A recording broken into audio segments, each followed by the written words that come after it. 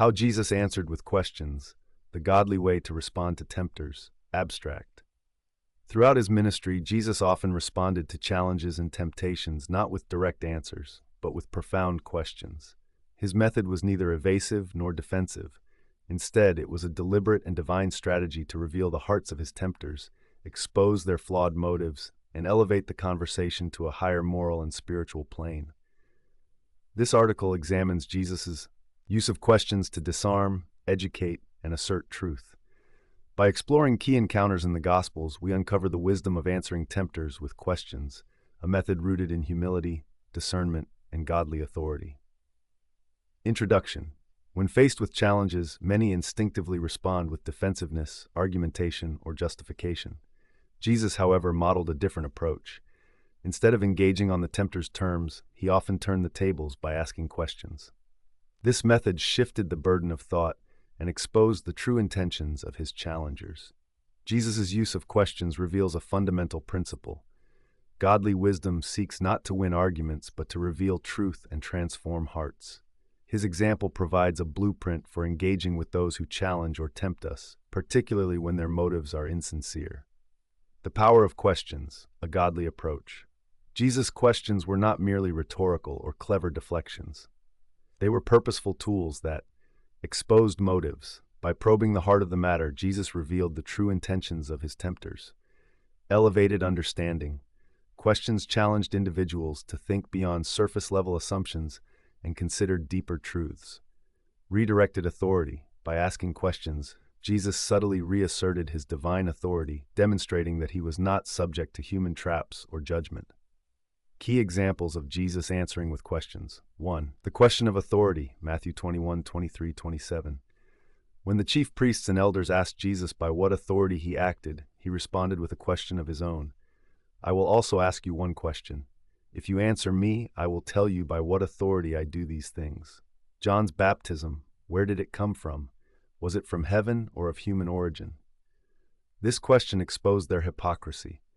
If they acknowledged John's baptism as divine, they would have to accept Jesus' authority. If they denied it, they would lose credibility with the people. Unable to answer, they retreated, their challenge neutralized. 2. Paying taxes to Caesar, Matthew 22:15-22.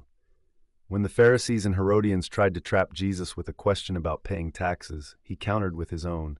Why are you testing me, you hypocrites? Show me the coin used for the tax. Whose image is this? And whose inscription?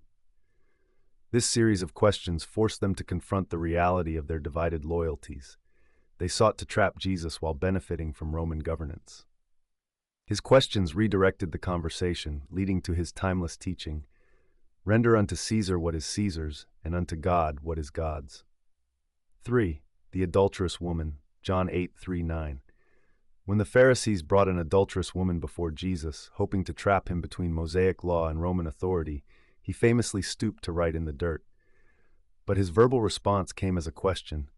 Let any one of you who is without sin be the first to throw a stone at her. This question did not deny the law, but forced the accusers to confront their own sinfulness. One by one, they left, convicted by their consciences. Jesus' question turned a trap into a moment of grace and truth. 4. The Good Samaritan, Luke 10:25-37. When a lawyer asked Jesus, "Who is my neighbor?" to justify himself, Jesus answered with the parable of the Good Samaritan. At the end, he asked, "Which of these three do you think was a neighbor to the man who fell into the hands of robbers?" This question redirected the lawyer's focus from legalistic definitions to the heart of the matter, the spirit of love and compassion. Jesus' question required the lawyer to acknowledge the truth for himself, leading to a transformative lesson. The godly strategy of answering tempters with questions. 1. Disarming hostility. Questions neutralize hostility by shifting the dynamic. Rather than engaging in direct conflict, questions invite reflection, creating space for tempters to reconsider their stance. Why are you testing me, you hypocrites? Jesus disarmed his opponents by exposing their intentions. 2. Revealing truth. Jesus' questions often illuminated deeper truths, encouraging his challengers and onlookers to see beyond the immediate situation. Whose image is this, and whose inscription? This question pointed to the ultimate authority of God over all earthly powers. 3. Empowering others to think rather than dictating answers. Jesus empowered his audience to arrive at the truth themselves.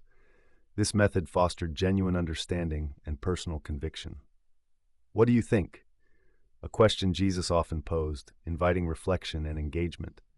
Practical lessons for answering tempters. Stay calm. Responding with questions requires patience and self-control. Avoid reacting defensively or emotionally. Probe motives. Before answering, discern the tempter's intentions. Are they seeking truth or trying to trap you? Tailor your questions accordingly.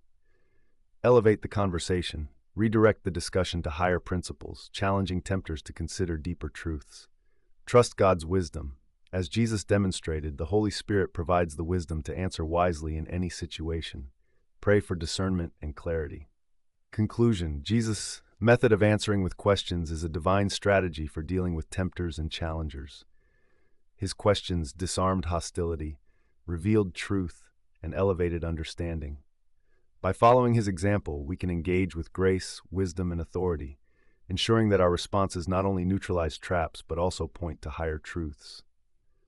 As we celebrate the birth of Christ, let us reflect on his wisdom and learn to answer as he did, with humility, discernment, and a deep commitment to truth. When faced with challenges, may we remember his example and ask, what would Jesus ask?